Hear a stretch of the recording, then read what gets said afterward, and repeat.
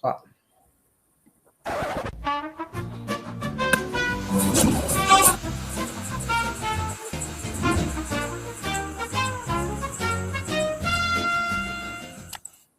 Bonjour et bienvenue au SAV de la QVT, la première émission de télévisio qui parle de QVT et rien que de QVT.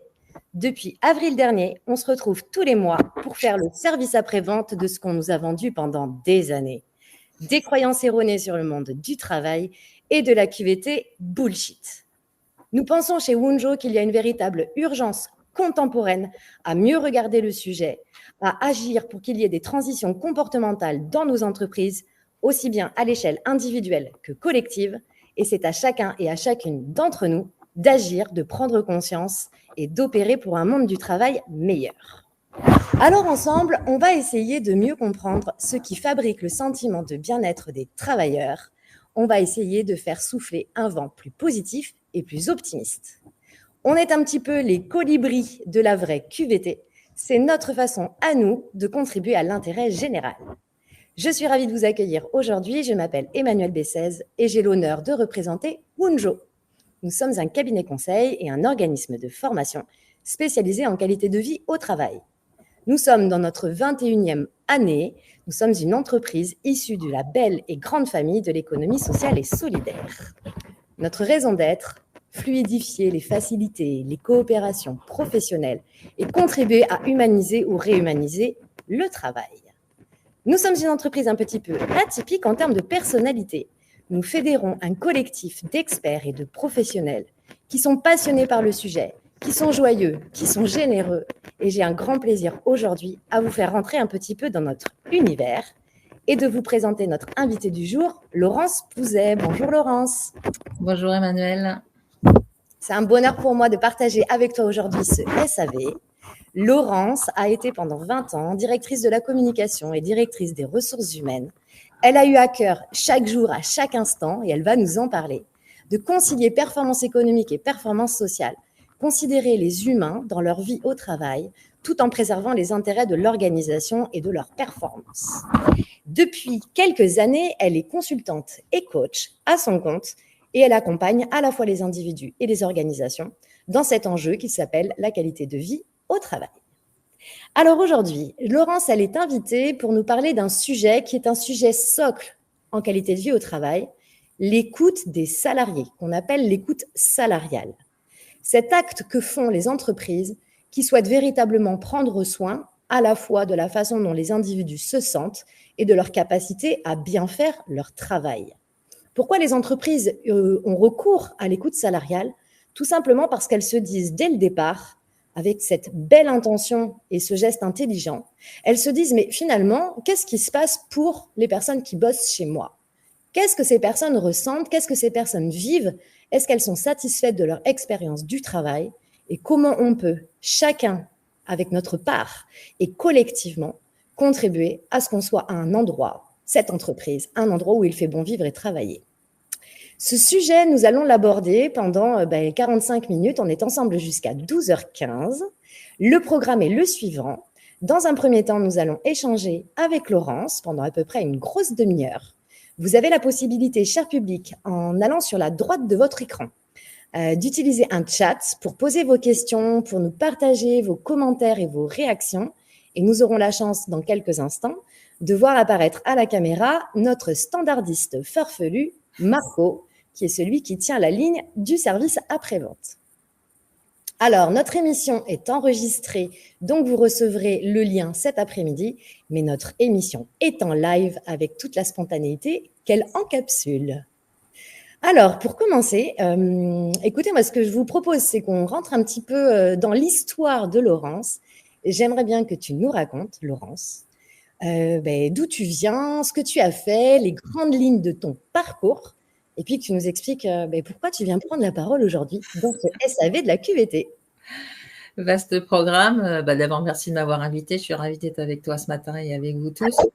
Alors, pour la petite histoire, je suis issue comme toi d'ailleurs des métiers de la communication. J'avais au départ une approche plutôt marketing du sujet de l'écoute. Finalement, quand j'ai déployé ma première enquête de satisfaction, J'écoutais les salariés comme on écoute un consommateur. Alors, l'accueil est-il agréable? Les locaux sont-ils confortables? L'ambiance est-elle sympa? Bon, ça avait le mérite d'exister, hein, mais ça prenait pas vraiment, ça prenait en compte finalement que les facteurs extrinsèques de la motivation. Et puis, par la suite, j'étais en charge de la conduite du changement et puis j'ai compris que la fonction RH pouvait jouer un rôle clé au sein des entreprises, contribuer à sa performance et puis concilier le bien-être des équipes et les objectifs business. Alors, j'ai replongé dans un master en ressources humaines. Je me suis intéressée aux nouveaux modes de gouvernance, de management, et puis aussi à ce qu'on appelle la symétrie des intentions, en fait, hein, qui pose comme principe que la qualité de service qu'on apporte aux clients, elle est symétrique de la qualité des relations que l'entreprise entretient avec ses salariés. À ce moment-là, on commençait à parler de l'expérience collaborateur et de la nécessité de prendre davantage en compte les facteurs de motivation intrinsèques, dans ce qui fait qu'on trouve dans son activité professionnelle le moteur de son épanouissement, de son bien-être, etc. Dès 2006, on a déployé notre premier projet d'entreprise, dont la brique était justement, la première brique était la mise en œuvre d'un baromètre interne qui nous avait permis d'identifier les attentes des salariés, de construire un plan d'action avec eux. C'est un baromètre qu'on déployait tous les 18 à 24 mois dans une démarche qui était super participative, où chacun vraiment, à tous les niveaux hiérarchiques, dans tous les services, pouvait apporter sa contribution. Donc, c'était super. Petite anecdote, à l'époque, on a reçu d'ailleurs un prix de l'innovation sociale. Donc, ça, j'étais super fière. Voilà, le petit souci, c'est que ce que j'observe aujourd'hui, c'est que 15 ans ont passé et on pourrait croire que ces choses-là, elles sont devenues monnaie courante dans les entreprises. Et malheureusement, force est de constater, on le constate toi et moi tous les jours, qu'il y a trop peu d'entreprises encore aujourd'hui qui font appel à l'écoute salariale pour nourrir l'intelligence collective, pour construire des plans stratégiques. Et puis malheureusement, on le fait bien trop souvent quand l'ambiance se dégrade, quand juste pour évaluer les risques ou voire pire pour endiguer des situations déjà avérées de RPS, d'absentéisme, etc. Voilà. Donc bon, c'est un peu dommage. Et l'idée aujourd'hui dans ce SAV, c'est de défendre l'idée d'une QVT qui sera bien prise en amont et qui verra aussi bien ce qui mérite d'être amélioré, mais aussi ce qui va très bien dans l'entreprise. Et c'est ça qu'on va chercher à observer, voilà, tous ensemble. Ouais. Et ça, moi, ça m'appelle une remarque, Laurence, c'est que souvent, ce qu'on voit, c'est que les entreprises, elles cherchent à identifier ce qui ne va pas, pour être finalement dans une démarche d'identification du risque et de résolution du risque, voilà, avec des méthodes derrière plus ou moins participatives, effectivement. Mais on est beaucoup encore aujourd'hui dans cette approche qu'on appelle pathogène. On va aller voir ce qui fait mal, ce qui gratte, ce sur quoi il faut qu'on soit en vigilance, sur des approches par le risque. Donc, on pense évidemment risque psychosocial, mais il y a aussi le risque physique, bien sûr. Et en QVT, là où on va avoir une approche plus globale qu'en RPS, c'est qu'on va, comme tu l'as souligné, aussi aller chercher ce qui va bien dans l'équipe, ce qui va bien dans l'entreprise. Et c'est très intéressant et ça fait vachement de bien dans l'époque dans laquelle on vit, aussi de se dire quand on va aller faire la photo et écouter nos salariés, on va mettre autant d'attention à identifier ce qui ne va pas qu'à identifier ce qui va bien, et donc à résoudre les problèmes sur l'approche par les risques et à conforter finalement ce qui aujourd'hui fait sens, fait lien et crée de la performance. Il y a un côté très équilibré en QVT qui est beaucoup plus attractif aussi pour les dirigeants et les managers, parce que ça remet de l'optimisme, ça remet de la joie, ça met une forme d'entrain, c'est beaucoup moins lourd que l'approche pure par les risques. Yes. Et du coup, par rapport à ton parcours, en quoi ton approche et ta pratique de l'écoute des travailleurs, elle a évolué avec les années? Elle a évolué en même temps que moi, en fait. J'ai adoré ce métier de DRH pendant plusieurs années. Je me sentais vraiment investie d'une mission. Ça avait du sens. On parle beaucoup du sens. Pour moi, ça avait vraiment du sens. Et puis, ce qui s'est passé, c'est que pendant que je veillais, ça faisait partie de mon cheval de bataille, pendant que je veillais à l'équilibre vie pro, vie privée des salariés, je me suis moi-même complètement épuisée. Jusqu'au burn-out, pour dire les choses comme elles sont. Pour plein de raisons, j'ai pas su préserver mon équilibre. Alors là, je dis je, et ça va être important dans la suite de ce qu'on va se dire, parce que c'est la question de la co-responsabilité. C'est vrai que l'entreprise a eu ses responsabilités dans cet effondrement, mais j'ai moi aussi eu une grosse part de responsabilité dans ce qui s'est passé, et il faut qu'on ait bien à l'esprit qu'on a toujours son pouvoir d'agir et son pouvoir de se préserver de tout ça. Encore faut-il pouvoir l'identifier. Enfin bref, le burn-out m'a profondément changé. Depuis, j'ai vraiment une autre approche du travail. Il n'a plus la même fonction et la même place dans ma vie. Il répond plus aux mêmes besoins. On va beaucoup parler des besoins ce matin. Et c'est ça que je m'efforce de mettre au service des gens avec qui je travaille, que ce soit individuellement ou collectivement, c'est de mettre le travail à sa juste place dans la vie de chacun. Et donc, l'évolution, c'est que je privilégie de plus en plus les entretiens. J'ai fait beaucoup de grosses enquêtes avec des effectifs assez nombreux. Et là, aujourd'hui, je privilégie de plus en plus les entretiens individuels ou en petits groupes, parce que c'est comme ça qu'on perçoit vraiment toute la subtilité de ce qui fait qu'on est bien ou pas bien dans son travail. Et c'est sur ce terrain-là que mon chemin et celui de Wunjo se sont croisés, puisque vous proposez, et je propose donc avec toi une approche plus humaniste, plus proche, plus sensible, et une autre façon donc de diagnostiquer la QVT. Ouais, c'est chouette que tu soulignes ça, parce que au-delà de la personne que tu es et qui fait que tu matches super bien avec notre boutique, c'est que tu as ce profil à la fois RH, avec cette conscience de ce qu'est un collectif et des enjeux d'une organisation, et en même temps cette approche individuelle, la considération de cette subjectivité et de la particularité du sentiment et du vécu de chaque individu. Et souvent, on voit dans les personnes qui pilotent la QVT une approche très organisationnelle. Et puis, à côté de ça, tous ces coachs qui sont empreints de la même mission que nous, qui veulent accompagner des individus dans leur singularité. Mais souvent, les approches, elles sont séparées. D'un côté, l'organisationnel, et d'un côté, l'individuel. Or, on est très clair, la qualité de vie au travail, je crois qu'on y reviendra, mais c'est un sentiment qui est vécu, un sentiment de bien-être, qui est vécu à l'échelle individuelle et collective. Et il y a vraiment du « et ». Et toi, tu arrives à faire ce pont entre les deux. Donc, donc c'est un bonheur de pouvoir t'entendre parler de ça. J'essaye, ouais. Yes. Ce que je te propose, c'est qu'on ouvre le SAV et qu'on appelle notre super standardiste farfelu. Le SAV est ouvert. C'est parti. C'est parti. Service après-vente à QVT, bonjour. Bonjour Inès. Je vous écoute, Inès. Et pourquoi je vous écoute, Inès? Parce que c'est la thématique de notre SAV de la QVT du jour, Inès. Alors attention Inès, vous êtes prête Inès? Je vais passer à un très haut niveau d'écoute, Inès. Attention et top! Très bien Inès, je pose la question. Laurence, question d'Inès. Qu'est-ce qu'on entend par écoute salariale? Ça veut dire quoi, bien écouter les salariés? Bon, là, c'est un vaste sujet. Sans entrer dans trop de détails théoriques et techniques, d'abord, on va manquer de temps, et puis des spécialistes le feraient bien mieux que moi, mais moi, j'aborde la question de l'écoute salariale en fait sur l'angle du fond et de la forme. Sur la forme, pour commencer, c'est sûr qu'il existe pléthore de moyens et d'outils, certains pour interroger de façon récurrente la satisfaction et l'engagement des équipes, les baromètres sociaux, les enquêtes internes, etc. D'autres pour évaluer ponctuellement les risques en matière de sécurité physique ou les risques psychosociaux, par exemple. Ou d'autres encore qui permettent de générer des feedbacks au fil de l'eau sur certains aspects précis de ce qui se passe dans l'entreprise, comme les relations interpersonnelles, les pratiques managériales, etc. Alors, je les disais tout à l'heure, lorsqu'on a la possibilité, les entretiens qualitatifs, individuels en face à face ou en petits groupes sont les plus adaptés pour personnaliser l'approche, aborder les sujets sensibles.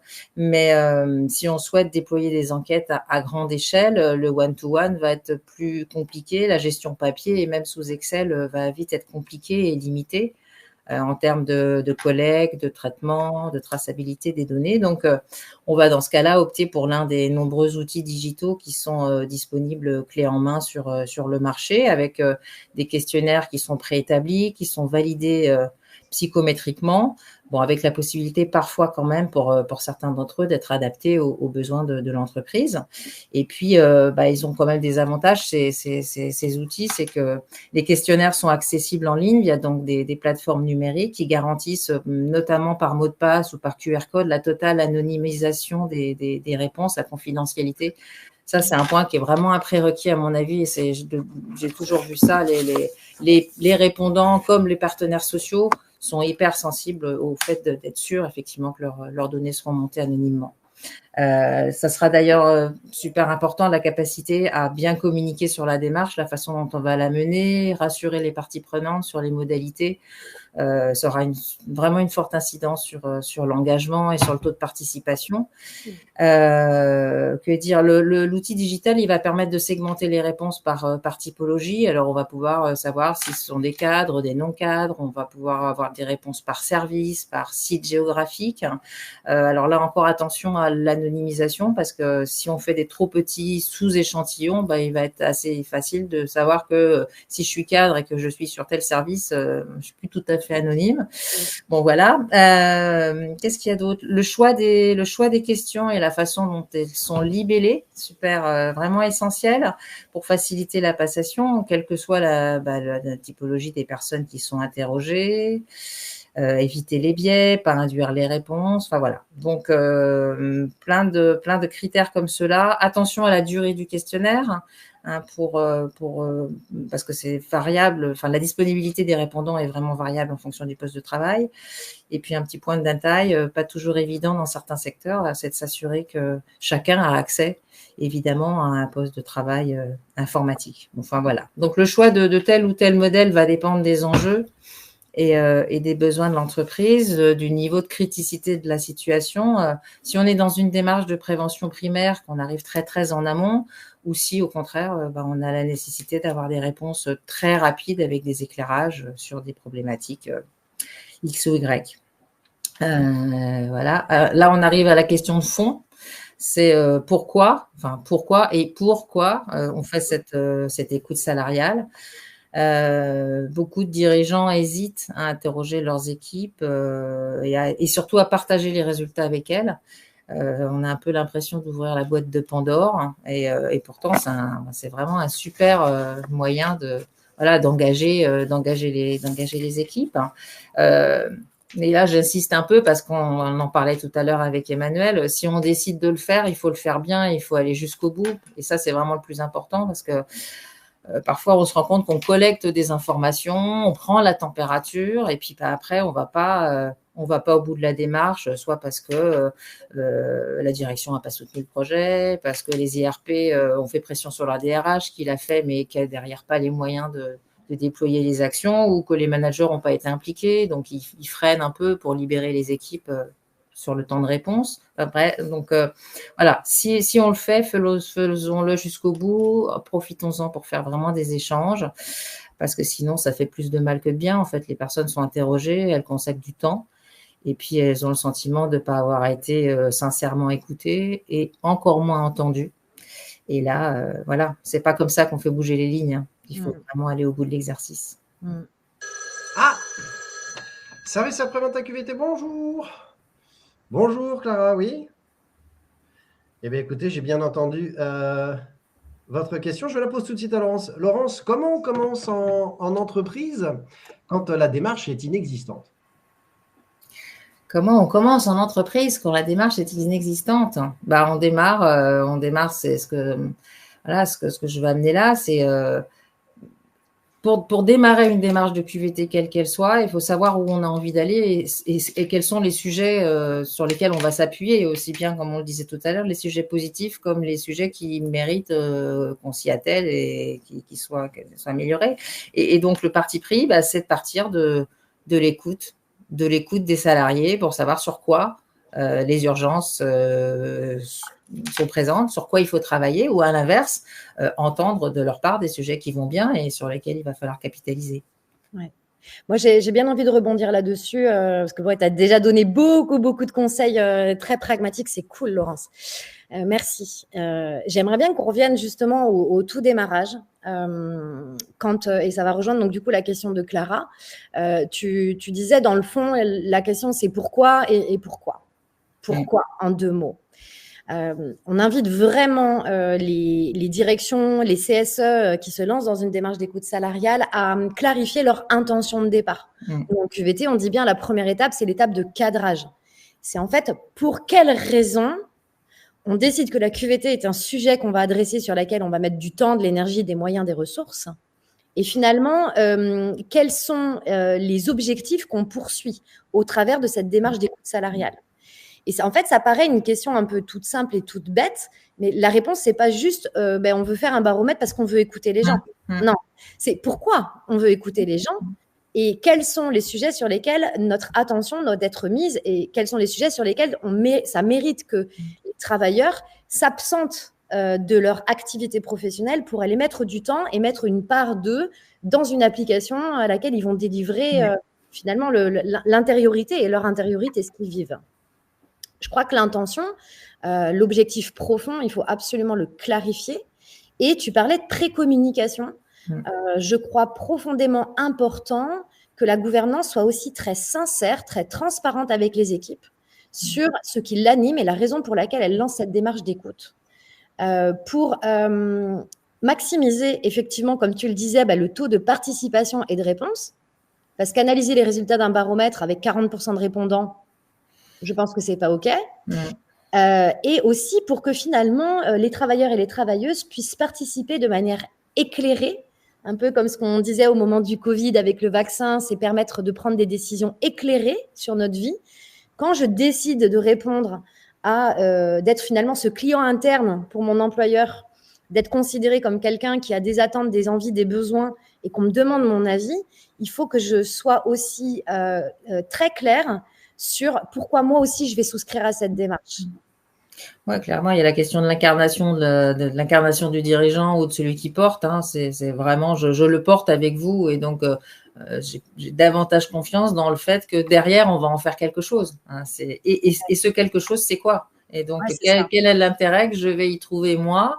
On parlait des managers aussi tout à l'heure. Pourquoi le manager va organiser son temps de travail ou le temps de travail de son équipe pendant un temps donné spécifiquement pour répondre à des questions dont il a aucune voire même il va craindre que les résultats soient plus à son désavantage qu'à son avantage. Donc, on a vraiment besoin que tout le monde comprenne son intérêt dans la démarche.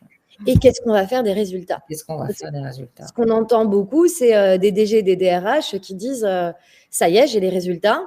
Bon, déjà, je ne suis pas sûre de savoir les lire et les comprendre et les interpréter. Ça, on peut peut-être y revenir, ça sera un autre débat. Mais ces résultats, quand je vois le niveau de mal-être de mes collaborateurs, ça arrive de plus en plus, malheureusement. C'est un peu notre combat. Mais quand je vois ces résultats, mais je ne peux pas afficher ça à l'équipe. En fait, ça va générer du désengagement et ça va peut-être encore plus épaissir le trait de quelque chose qui est ressenti mais qui n'est pas dit. J'ai libéré la parole, je vous ai demandé de vous exprimer. Maintenant que vous me dites ce qui se passe, en fait, je prends la mesure de la situation. Et si je restitue les résultats à mon équipe, waouh, mon Dieu, qu'est-ce qui va se passer? On voit des directions qui retouchent les résultats, qui présentent les résultats de manière partielle. Enfin, ou qui savent pas, tout simplement. On a tendance parfois à vouloir savoir plein de choses, donc on met plein de zones de commentaires, par exemple, plutôt que de mettre des questions fermées ou des questions à choix multiples, on met partout et qu'en pensez-vous et qu'auriez-vous à rajouter, etc. Bon, alors s'il y a 50 personnes, on peut encore mettre une petite main derrière à analyser les trucs, mais si c'est plus important, on se retrouve avec des verbatims par milliers. Comment on les pondère, qu'est-ce qu'on en fait, comment on les restitue. Donc c'est vraiment, c'est vraiment important de bien cadrer la démarche, en sachant ce qu'on veut en obtenir, sans biaiser pour autant, sans tourner les questions non plus, de manière à avoir la réponse telle qu'on voudrait l'avoir. Il faut aussi jouer l'authenticité. Et tu disais aussi... Parole aux visio-téléspectateurs. Service après-vente QVT, bonjour. Bonjour. Oui, eh bien, je pose la question tout de suite. Qu'est-ce que vous entendez par écouter les besoins des salariés? Oui, donc on les interroge, donc on interroge pour savoir quoi. Et ça, c'est un peu ce qu'on défend là ce matin en particulier. Donc c'est la vision de Gunjo sur le sujet.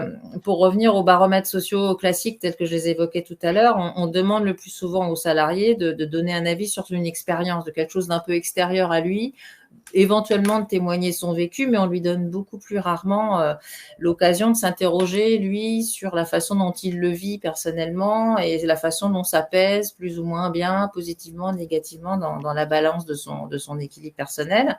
Donc, ça donne une idée au final de la façon dont fonctionne l'entreprise et donc, grosso modo, comment les salariés le voient, mais pas l'impact puisqu'on parle de qualité de vie au travail, l'impact que ça a sur la qualité de vie au travail des répondants au regard de leurs propres besoins.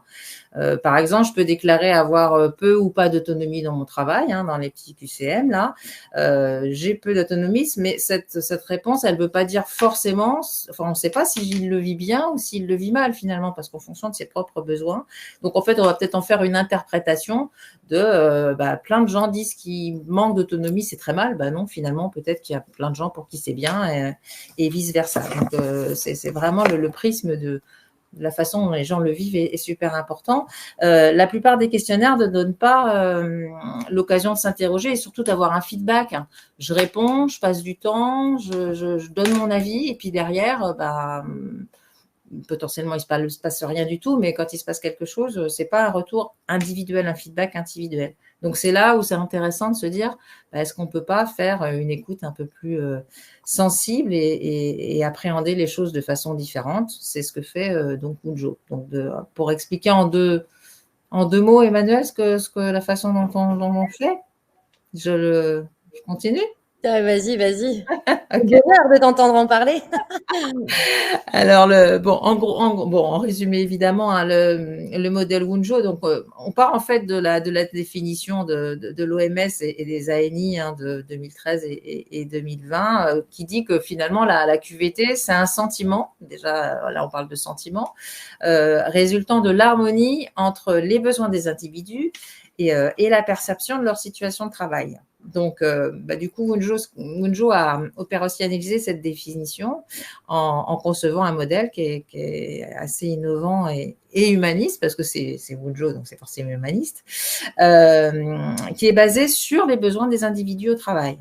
Ce nouveau modèle, il est évidemment validé psychométriquement et il définit 5 grandes catégories de besoins au travail. Que l'on voit là dans cette magnifique rosace, catégorie de besoins que partagent finalement l'ensemble des individus, mais dans des proportions potentiellement différentes. Donc, la sécurité, le plaisir, l'inclusion, le pouvoir d'agir et le sens. Donc, on part de ces cinq grandes catégories. Et de ces 5 grandes catégories découle une trentaine de besoins qui ont été voilà, Emmanuel, tu pourras compléter sur la façon dont vous êtes arrivé à ce résultat, mais en tout cas, ces besoins, ils recouvrent l'ensemble des déterminants du bien vivre et du bien travailler ensemble. Alors, on y trouve la sécurité matérielle, le sentiment d'appartenance, la reconnaissance, l'autonomie, enfin, il y a vraiment, tout est couvert.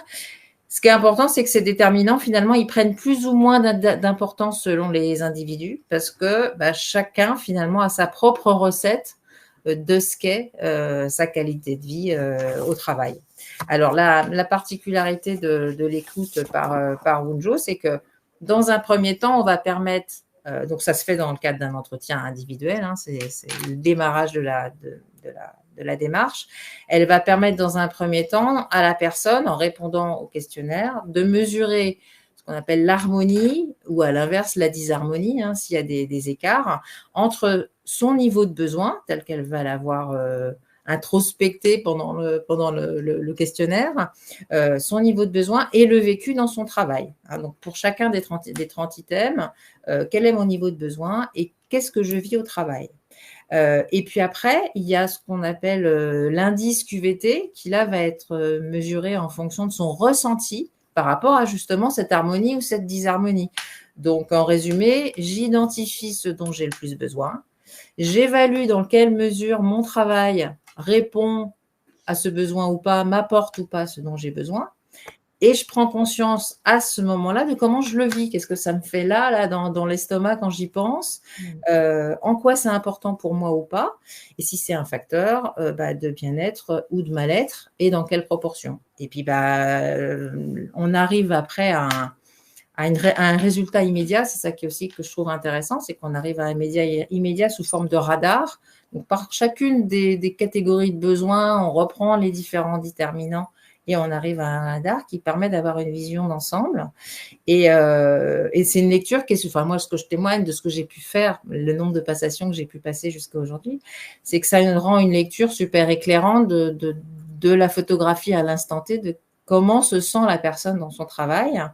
Et puis, parce que la dernière spécificité, je ne l'ai pas dit effectivement, c'est pas les moindres, c'est que l'autodiagnostic, il est fait sur la base d'une appli digitale avec des questions à laquelle la personne répond en ligne, mais c'est tout le temps guidé par un consultant. Donc, on est avec la personne, elle répond évidemment en autonomie à ces questions, mais on est là pour déjà lui éclairer les questions ou les modalités si c'est nécessaire, et puis surtout au fil de l'eau de faire des liens et d'éclairer sa réponse. Et à l'issue de l'entretien, elle est non seulement au clair avec ce qui va bien ou pas bien pour elle, de ses attendus vis-à-vis du travail, mais elle commence à explorer des pistes.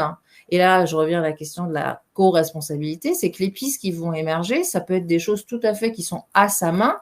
Je ne vais pas me décharger sur l'entreprise à 100%, comme on le fait souvent dans un baromètre où on dit l'entreprise devait faire ci ou l'entreprise devait faire ça. Mais qu'est-ce qui m'appartient à moi et qu'est-ce que je vais éventuellement faire remonter au niveau de l'entreprise. Voilà, dans une démarche partagée. Moi, ce que j'aimerais bien qu'on éclaire, Laurent, c'est vraiment de ton point de vue. Toi qui as vécu le métier de DRH, qui a mis en œuvre des baromètres et tu as toujours fait de ton mieux pour que qu'ils soient les plus justes, qu'ils ne soient pas biaisés, que la méthode soit calée. Quelle est, selon toi, la valeur ajoutée d'une approche plutôt par les besoins, d'aller questionner les individus sur ce dont ils ont besoin, ce qu'ils vivent, comment ils vivent les choses, par rapport au baromètre classique? C'est quoi la différence dans ton vécu? Je pense qu'il y a une forme d'implication qui est tout différente. Quand on répond à un baromètre un peu classique, on est un peu un maillon de la chaîne, on est dans l'invisibilité finalement. À aucun moment on va nous écouter individuellement. Donc là, je trouve que en donnant l'opportunité aux salariés de commencer par cet échange qui part de ses besoins et sur lequel on prend le temps de s'arrêter, parce que c'est des entretiens qui peuvent durer 1 heure, donc ça lui permet vraiment de se sentir écouté et par le fait du coup de s'engager dans la démarche de façon beaucoup plus proactive et beaucoup plus sincère. Et ce qu'on disait tout à l'heure, je crois au fait que si on prend le temps de m'écouter de cette manière-là, c'est que derrière il va en sortir quelque chose, on va en faire quelque chose. Et puis on m'a entendu, voilà, je suis dans mon individualité. Donc, je pense que déjà, ça joue sur le bien-être. Ça commence par là, parce que j'ai vraiment le sentiment qu'on m'écoute, donc c'est déjà un point. Et puis derrière, on a de la matière pour faire des choses qui sont vraiment, vraiment ciblées. Dans la genèse de nos travaux, on est parti d'une remontée que faisaient les RH qui disaient mais en fait, le sujet de la QVT, c'est le bien-être. Le bien-être, c'est un espèce de truc, c'est hyper compliqué à percevoir. Où est-ce que ça commence, où est-ce que ça s'arrête? Et finalement, on se rend compte que dans les baromètres classiques, on va demander aux gens ce qu'ils pensent de l'extérieur. On est vraiment dans cette logique de client interne. C'est oh, toi, mon gentil salarié que je veux garder, je veux surtout pas que tu t'en ailles, je veux pas que tu te fasses mal au travail. Est-ce que tu peux me dire si moi, entreprise, je fais les choses qu'il faut pour toi? Et donc, il y a un espèce de rapport de pouvoir qui se crée, où pour une fois, on donne le pouvoir aux travailleurs, ce qui est déjà pas mal pour rééquilibrer la balance patronat-salariat. Mais finalement, on va inviter les gens à venir évaluer, pour pas dire critiquer, leur environnement de travail et ce qui se passe à l'extérieur. Là où chez Wonjo, on a inversé le processus et on a dit finalement, la question, c'est pas ce qu'ils pensent de leur environnement de travail, c'est comment ils vont. Si je veux vraiment, on revient à l'idée de l'intention. Si mon intention de départ, c'est de prendre soin du sentiment de bien-être, en fait, la question que je me pose, c'est comment vont mes équipes? Et avec les résultats de non, l'accord télétravail n'est pas assez bien négocié. Non, les managers ne sont pas suffisamment compétents. Ok, mais en fait, ça ne me dit pas comment tu vas. Ça ne me dit pas si tu as envie de rester, ça ne me dit pas si tu te sens en insécurité, ça ne me dit pas si tu as besoin qu'il y ait davantage de cohésion, ça ne me dit pas tout ça en fait. Et ça ne me donne pas l'occasion surtout de me poser et donc de me mettre dans une attitude de proactive en fait, de me mettre dans l'action, parce qu'on se rend compte que parfois, il y a des... Même quand l'entreprise a vraiment l'intention de faire des choses, on obtient des résultats, on monte des groupes de travail et puis après derrière on a toutes les peines du monde aussi à avoir des gens qui s'investissent parce qu'ils n'ont pas été autant embarqués qu'on va l'être là en se posant face à soi. j'ai quelqu'un avec qui j'ai fait la passation il n'y a pas longtemps qui m'a dit oui, ben là finalement je me rends compte qu'il y a des choses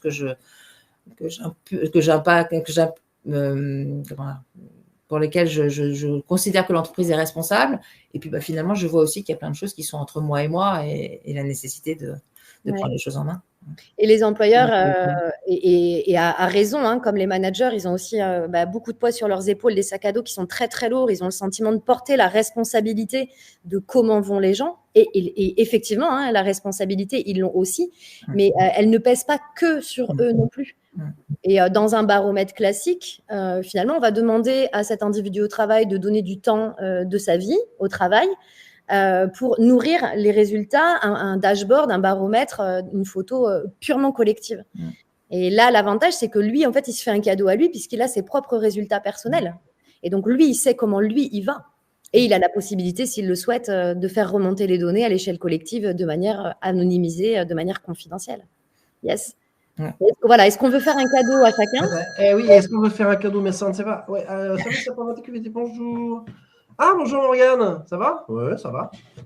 Ah, je fais le SAV de la QVT. Oula, je ne sais pas combien dire.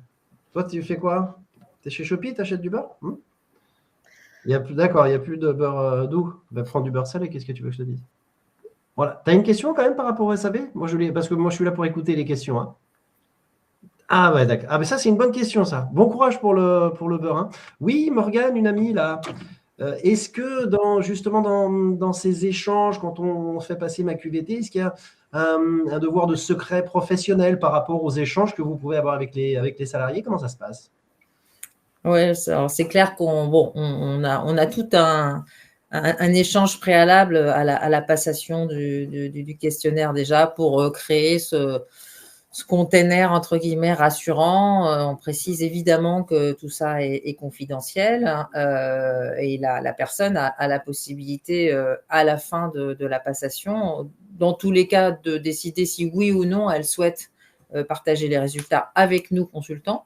Et si elle est OK pour partager ses résultats au niveau collectif, c'est-à-dire que dans ce cas-là, il y a une remontée, si cet entretien il est fait dans le cadre d'une demande de l'entreprise, si elle est OK pour que ces résultats soient remontés anonymement, bien évidemment, mais elle peut carrément demander que ce ne soit pas le cas.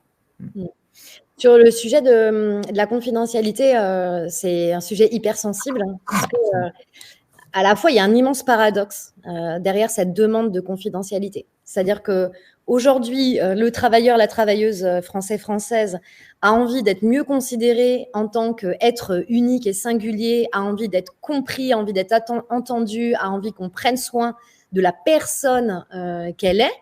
Et d'un autre côté, dès que je commence à dire ce que je pense, j'ai peur qu'on me reconnaisse. Mais ça dépend aussi beaucoup de la façon, on parlait de la com en amont et de la façon dont c'est incarné. Déjà, si on est des entreprises qui jamais n'a donné la parole aux salariés, si on est dans des trucs hyper coercitifs et tout ça, que du jour au lendemain, on nous les vanne, les gens vont trouver ça un peu sceptique. Donc, il y a parfois un peu faut y aller progressivement. Mais c'est vrai qu'au début, si on est clair sur ce qu'on veut en faire, si on précise, si on communique, si les managers sont là pour faire un peu de prosélytisme positif en amont, évidemment, les gens vont se sentir plus rassurés dans le fait d'ouvrir la porte à l'expression de leurs besoins. Mais de toute façon, il y a des choses qui se diront dans l'entretien qui resteront. Il y a la réponse aux questions qui est digitalisée, entre guillemets, et ça, les radars, etc., vont ressortir. Puis après, il y a tout ce qu'on se dit, et c'est l'intérêt de faire un entretien guidé, c'est tout ce qu'on se dit avec la personne qui l'aide à cheminer aussi dans son évaluation, et ça n'apparaîtra pas dans le questionnaire, et ça lui sera utile, quoi qu'il en soit. Est-ce que tu as des exemples, Laurence? Je vois qu'il y a une question dans le chat de Didier qui demande si, suite à des entretiens individuels, ou peut-être même d'ailleurs à l'occasion des entretiens, est-ce que tu as eu des idées incroyables que tu pourrais partager? Alors, je ne sais pas ce qu'il entend par incroyable. C'est quoi des idées incroyables? Je sais pas, ouais, raconte dans ton expérience peut-être des prises de conscience ou des décisions d'action, peut-être que tu trouves waouh. Non, pas des décisions d'action, mais je trouve qu'il y a des prises de conscience qui sont intéressantes. Il y a quelqu'un il n'y a pas très longtemps avec qui j'ai échangé qui commençait à se sentir partir un peu sur la pente de l'épuisement, etc. Et qui disait mais je comprends pas pourquoi, j'ai pas plus de travail qu'avant. Et on a croisé,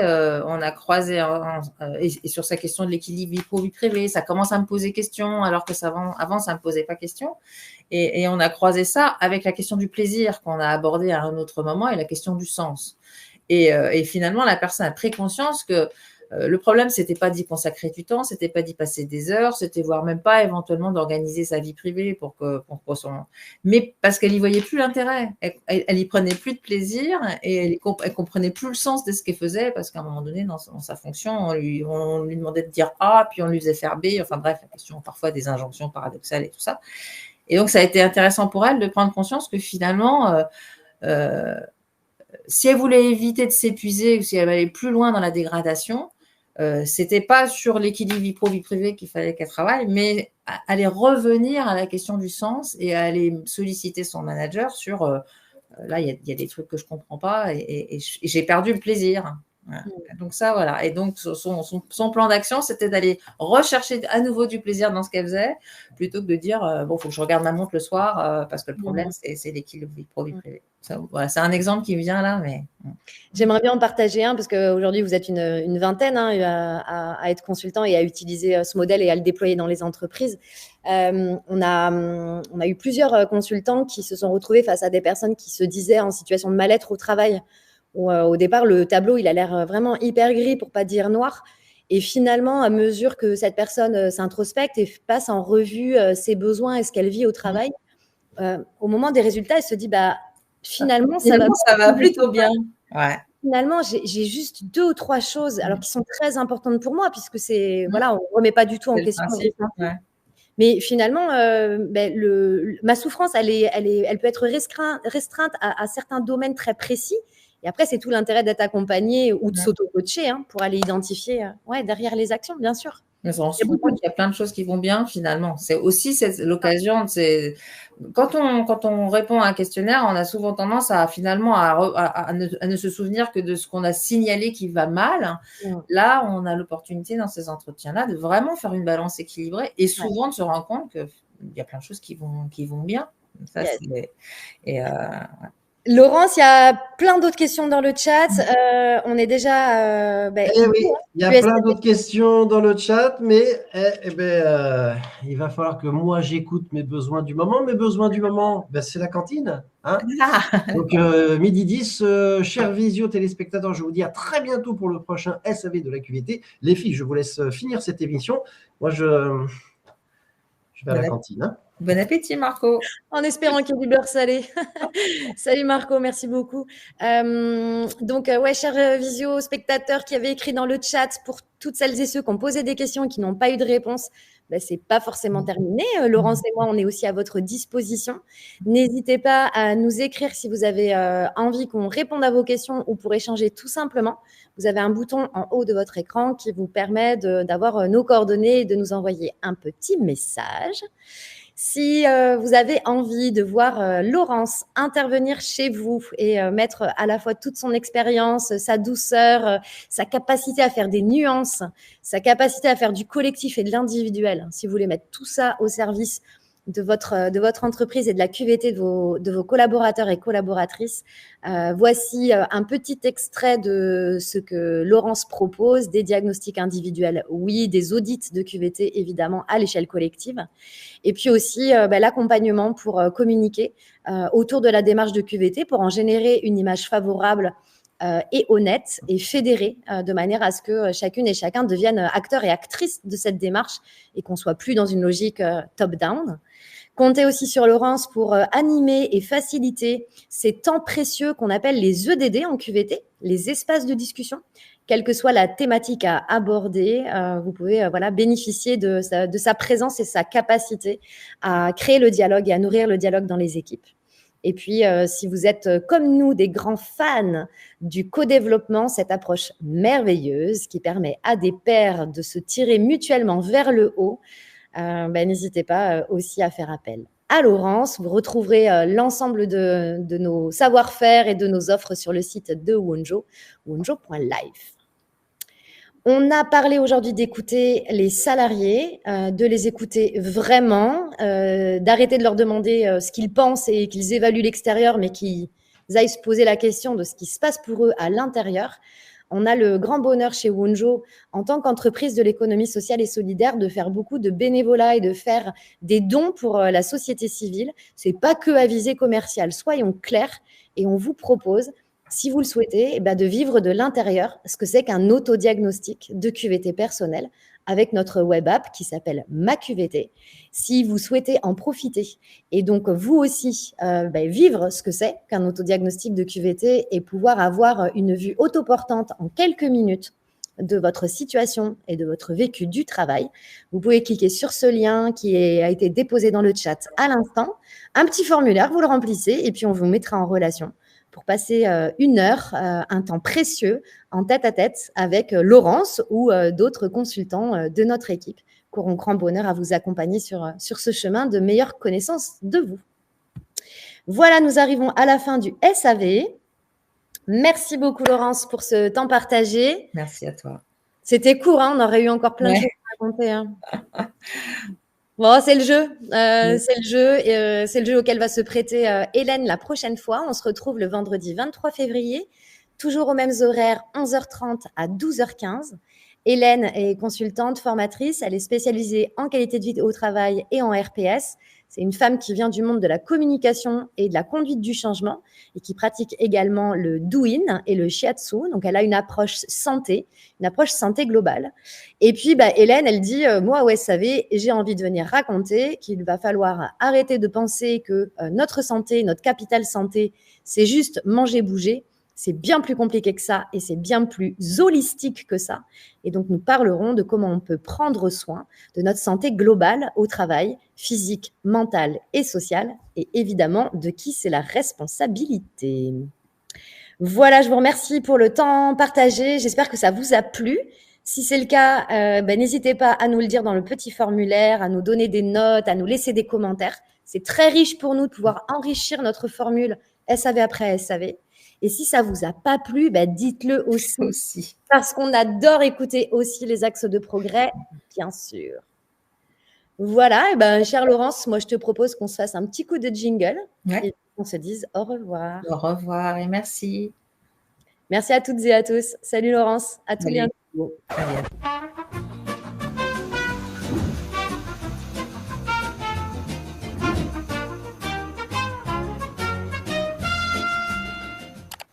À bientôt. Au revoir.